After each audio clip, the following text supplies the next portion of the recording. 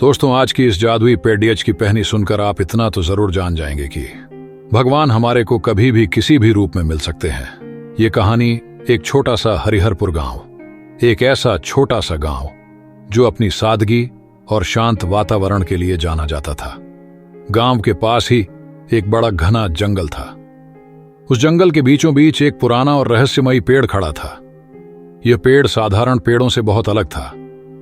उसकी शाखाएं आकाश को छूती हुई लगती थीं और उसकी जड़ों से हरियाली की लहरें फूटती थीं। लेकिन गांव में इसके बारे में बहुत कम लोग जानते थे। गांव के बुजुर्गों का कहना था कि यह पेड़ जादुई है। जो भी इसके पास अपनी सच्ची इच्छा लेकर आता है, उसकी मनोकामना पूरी होती है।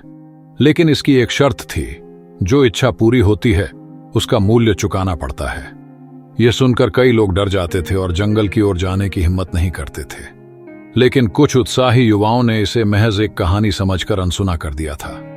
गांव में रघु नाम का एक लड़का था।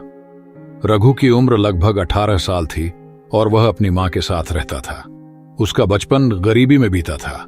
पिता का साया बचपन में ही उठ गया था और मां ने खेतों में काम करके किसी तरह रघु को पाला था।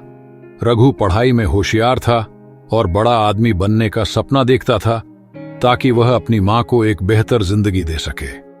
लेकिन गरीबी की जंजीरें उसे आगे बढ़ने से रोक रही थीं। एक दिन जब उसकी मां बीमार हो गई और दवाइयों के पैसे नहीं थे, तो रघु का दिल टूट गया। उसने अपने दोस्तों से मदद मांगी, लेकिन कोई भी उसकी मदद नहीं कर सका। तभी उसके दिमाग में जादुई पेड़ की कहानी याद आई। रघु ने तय किया कि वह उस जादुई पेड़ के पास जाएगा। वह डरते डरते जंगल की ओर बढ़ा। रास्ते में उसे अजीब अजीब आवाजें सुनाई दीं, लेकिन उसने हिम्मत नहीं हारी। जंगल की घनी छाया और हवा में बहती अजीब सी खुशबू ने उसका मन विचलित कर दिया। कुछ देर बाद वह उस पेड़ के पास पहुंचा। पेड़ वाकई अद्भुत था। उसकी शाखाएं सूरज की किरणों को रोक रही थीं और ऐसा लगता था जैसे वह पेड़ रघु का इंतजार कर रहा हो। रघु ने पेड़ के सामने जाकर अपनी मां की बीमारी ठीक करने की प्रार्थना की। पेड़ की शाखाएं अचानक हिलने लगीं और एक धीमी आवाज गूंजने लगी, तुम्हारी प्रार्थना सुनी जाएगी, लेकिन तुम्हें इसकी कीमत चुकानी होगी। रघु ने बिना सोचे कहा, मैं हर कीमत चुकाने को तैयार हूं, मेरी मां को ठीक कर दो। अगले ही पल पेड़ की जड़ें हल्की सी चमकीं और रघु को महसूस हुआ जैसे किसी ने उसके दिल का बोझ हल्का कर दिया हो। जब रघु घर पहुंचा तो उसने देखा कि उसकी मां ठीक हो चुकी थी। उसकी आंखों में आंसू आ गए। वह पेड़ का आभार मानने लगा, लेकिन कुछ ही दिनों में अजीब घटनाएं होने लगीं। रघु ने महसूस किया कि उसका खेत अचानक सूखने लगा था। फसलें खराब हो रही थीं। गांव के लोग भी उससे दूर दूर रहने लगे थे। ऐसा लगता था जैसे उसकी खुशियों की कीमत उसकी बाकी जिंदगी से चुकाई जा रही थी। वह फिर से उस पेड़ के पास गया और बोला, यह सब क्यों हो रहा है? मैंने तो सिर्फ अपनी मां की जिंदगी मांगी थी। पेड़ ने जवाब दिया, हर इच्छा की एक कीमत होती है। तुम्हारी मां की जिंदगी के बदले तुम्हारी खुशियां कम हो रही हैं। अब तुम्हें तय करना होगा कि क्या तुम इस बोझ को सहन कर सकते हो। रघु निराश होकर घर लौट आया।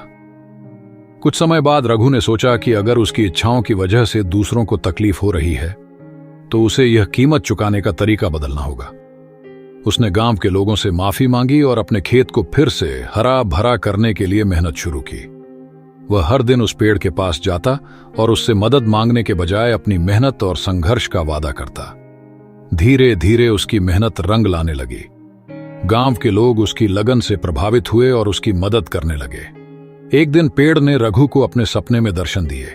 पेड़ ने कहा, तुमने यह साबित कर दिया कि सच्ची खुशी मेहनत और लगन में है, न कि जादू में। तुम्हारी मां की जिंदगी अब सुरक्षित है और तुम्हारे खेत फिर से हरे भरे होंगे। उस दिन के बाद से रघु की जिंदगी बदल गई। उसका खेत लहलहा उठा और गांव में वह एक प्रेरणा बन गया।